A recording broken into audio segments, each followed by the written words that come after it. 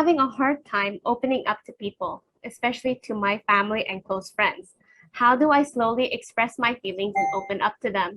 Are there any tips for this? Because I really want to start being vocal about what I feel because it's hard to bottle them up. Usually what I share clients know whenever they feel that they have difficulty opening up to people, especially their parents, no, because they did not grow up in that kind of environment, is just take it out slow. Parang progressive in a way. You talk about anything general, light.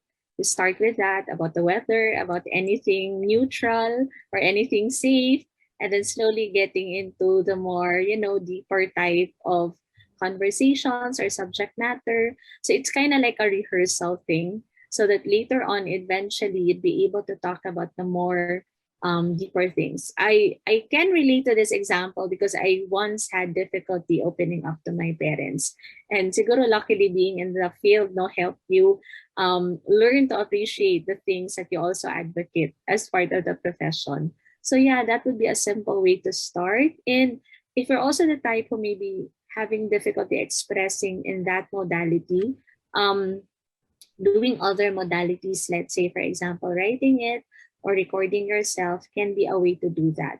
But there is nothing more, how do you call it, more effective than learning to express things to someone. All right. First, maybe we can talk about coping mechanism, strategies, and techniques that young adolescents, especially students who experience bullying, witnessing a tragedy, and sexual assaults, among others. So, what can they do? What are some coping strategies can you share to them? All right. I think we need to establish first now that the experiences you've mentioned are actually not only stressful events, but these are events which can create a lot of emotional distress as it can lead to trauma. No? Can be very traumatizing to some of the students to the point that even being cyberbullied in social media can create shunning no depression to some of our young adolescents and students no, in certain levels, both high school and tertiary, and even for our young professionals. And for that, for me, one of the basic things we need to somehow check, especially for these important circumstances, is to really, again, no, we would really highlight the seeking out of help for the professional.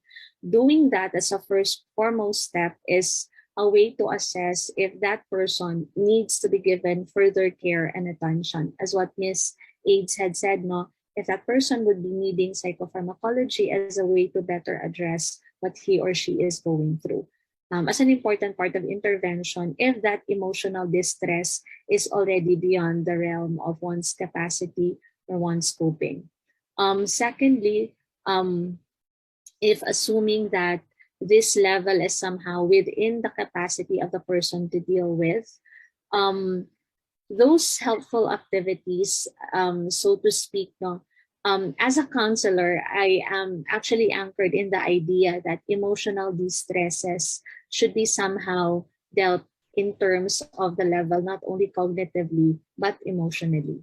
I don't readily suggest students to, of course, distraction, we call it distress tolerating no, in dialectic behavior therapy is good as a way to somehow divert attention from a very disturbing situation. But I still believe that there is a need to acknowledge these emotions as it would be somehow a very good way to be able to somehow manage, no, manage from these experiences that one is going through. You would just like to ask if there's one thing, just one thing you want our listeners to remember from this podcast, what would it be? In terms of any emotional distress, any concerns that we have, stressors, etc., at times it's okay to pause. At times it's okay to listen to our feelings and sometimes our body, no, because these are two things that will help us, no, in terms of how we are coping and dealing with the world. So it's okay not to be perfect. It's okay not to do things according to plan. But when that happens, it's again just being and connecting with yourself and of course connecting with others if we feel that we are going through something very heavy. What are the common mistakes or factors from a parent, family, caregiver, and even teacher do to make a child dependent on their ADLs? Yes, I always like to frame my sessions or dialogue with the parents of my clients as strength based. I tell them that it's good that they are doing this or that specifically. Furthermore, I would acknowledge and try to understand why they are doing what they're doing. Whether in the Western context, whereby both parents are working, and in Asia, where we have caregivers, everything would be done for the child just to make it in time for school, or the parents to make it in time for their work. This is good, but maybe to a fault. We can look at it as doing training, for example. However, do we provide our kids with the affordances they need, the exposure and the experiences that is necessary for them to learn? Can you give the viewers a general strategy on how to promote independence of their child during their ADLs? We don't expect the parents to be therapists and problem solve. Mm, That's our job, right? yeah. However, the child is with them 23/7, so they know their child better. What am I driving here? It's the whys and what's the underlying concern. This is where the therapeutic relationship between the family and the therapist is very important. I would like to reiterate this. Have the child do. Allow them to experience. Collaborate with your therapist. He or she will help you look at the concern from a bottom up or top down perspective, or maybe and top down perspective. He or she may have you work on the midline. This is for dressing. Midline, laterality, meaning right and left. When a child needs to slot the right hand into the sleeve and the left to the sleeve. Where's the front and back? And the fine motor, the pincer, dexterity for the buttons, for the zippers, and what have you not. All this, likewise, assist you in analyzing the activity. I didn't appreciate it enough when I was a student, but now as a practitioner, activity analysis is our bread and butter. That's true.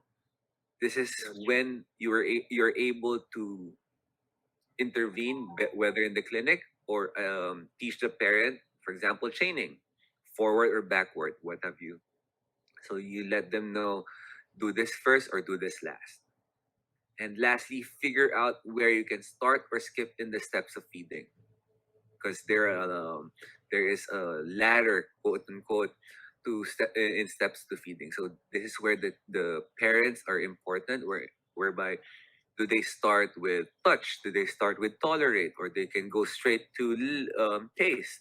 For the parents, how is it important that they should promote independence? They should uh, give their child a sense of independence.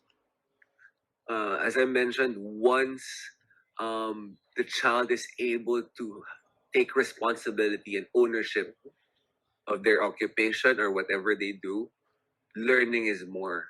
So if you don't give the child that opportunity, they won't go through that developmental stage. They won't go through acquiring skills and whatnot.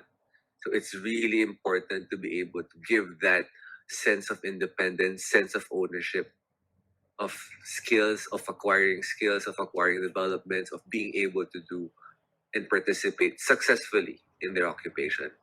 So is it better to let the child learn from the parent's perspective, or let the child learn on her or his own? In theory, everybody learns in different ways.